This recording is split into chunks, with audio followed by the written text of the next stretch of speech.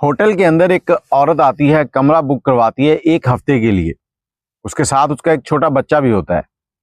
वो सोचती है कि यहाँ पर हफ्ता रहूंगी, चिल करूंगी, मजे करूंगी और उसके बाद घर जाऊंगी।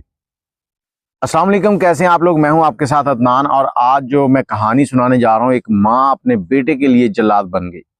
माँ ने अपने बेटे का ही खून कर दिया। क्यों किया, क्या वजह बनी, कैसे किया और पता कैसे चला, ये सारी चीजें आपके सामने आएंगी। बाद में आपने कमेंट में अपनी राय देनी है कि क्या ठीक था, क्या गलत था।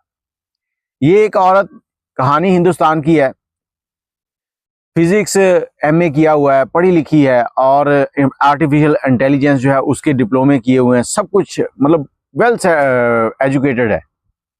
इसकी जॉब हो जाती है, जॉब होती है, जिस कंपनी में जॉब होती है वहां पर एक और लड़का भी काम कर रहा था जो कि सेम इसी कैटेगरी में था और दोनों की आपस में दोस्ती हो जाती है। दोस्ती हो गई। 2010 के अंदर इन दोनों ने फैसला किया कि अब हमें शादी कर लेनी चाहिए। बहुत अच्छा फैसला था। इन दोनों ने मिलकर शादी कर ली।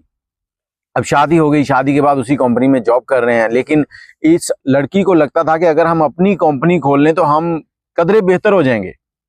इसने अपने शौहर से बात की, उसने कहा ठीक है। दोनों ने नौकरी छोड़ी और आर्टिफिशियल इंटेलिजेंस के लिए अपनी एक कंपनी खोली।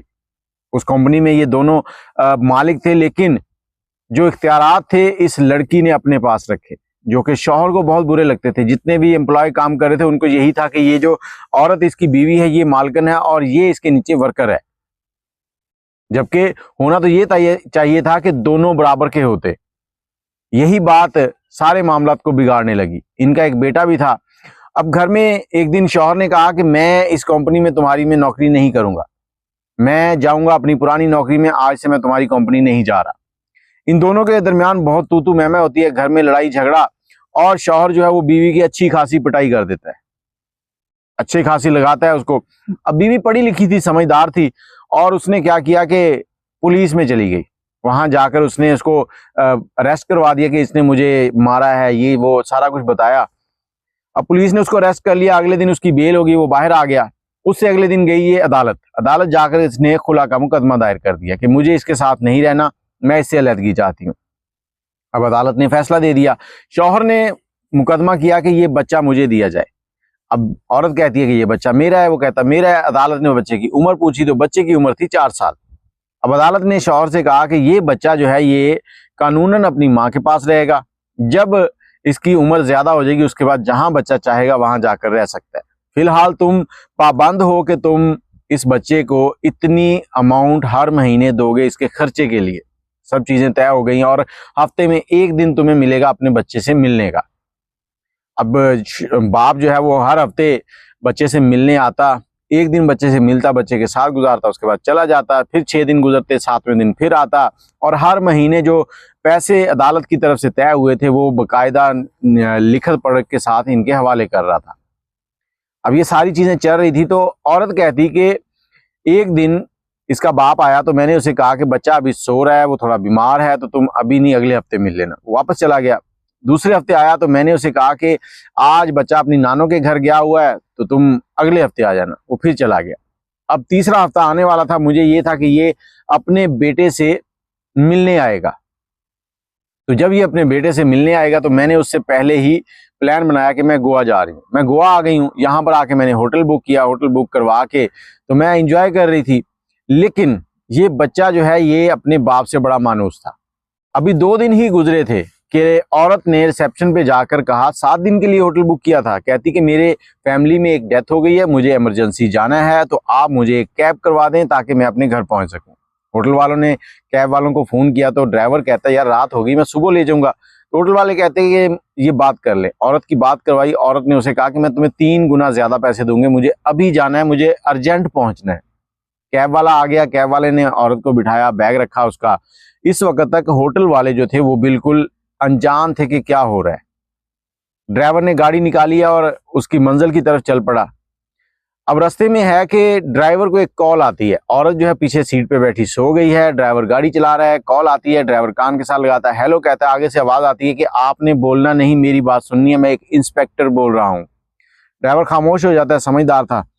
उस इंस्पेक्टर ने कहा कि जो औरत बैठी वो क्या करी है, सो रही है। इसने कहा जी। तो तुमने जो भी जवाब देना है धीमे लहजे में देना है ताकि इसको पता ना चले, और ये भी नहीं कहना कि मुझे पुलिस वालों की कॉल आई है।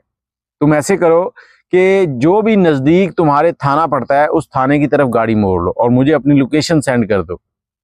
इस औरत ने एक कत्ल किया है। अब ड्राइवर समझदार था, उसने चुपके से गाड़ी घुमाई है और घुमा कर ले गया जी नजदीकी थाने पे। नजदीकी थाने पहुंचा है, वहां पहले से इतला हो चुकी थी, फौरी तौर पर एहलकार आए हैं। औरत ने जब आंख खुली देखा कि गाड़ी थाने के सामने रुकी है, एहलकार आ गए हैं, उसको अरेस्ट कर रहे हैं। वो हक्की बक्की देख रही है, तो सुबह तक उसको बिठा के रखा। सुबह हुई है, जो पीछे होटल था वहां से नफरी आई है, उन्होंने आके इन्वेस्टिगेशन शुरू की है। अब इन्वेस्टिगेशन शुरू हुई है, औरत से सवाल जवाब हो रहे हैं कि तुम कौन हो, कहाँ से आई हो, क्या किया है, क्या नहीं किया, और तुम्हारा बेटा कहाँ है जो तुम्हारे साथ आया था। औरत कहती है वो मैं अपने रिश्तेदारों के घर छोड़ आई हूँ।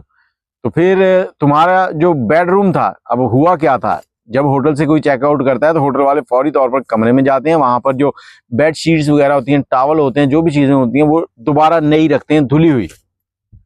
अब वो यही चीजें चेंज करने के लिए गए तो वहां पर जो वेटर था उसने देखा कि चादर के ऊपर खून लगा हुआ है। उसने आके काउंटर पे बताया, काउंटर वालों ने पुलिस वालों को बताया, पुलिस वालों ने आके होटल के सीसीटीवी कैमरे देखे तो उनको ये मिला कि जब औरत वापस जा रही है तो उसके साथ उसका बेटा नहीं है। उन्होंने फौरी तौर पर गाड़ी वाले का नंबर लेके उसको कॉल की और गाड़ी वाला थाने ले गया। बाकी ये कहानी आपको मैं बता चुका हूँ। अब पुलिस ने जब औरत से पूछताछ की तो औरत मान नहीं रही। औरत ने कहा तलाशी दो। इसका बैग खोला, बैग खोलकर जब तलाशी ली, ऊपर कपड़े हैं, नीचे 4 साल का बच्चा है, खून में लथपथ पड़ा है। तो औरत से पूछा कि ये क्या है, ये कौन है? कहती ये मेरा बेटा है। बेटा है तुम कह रही उधर छोड़ आई हूँ। कहती नहीं, इसे मैंने कत्ल कर दिया। क्यों कत्ल किया?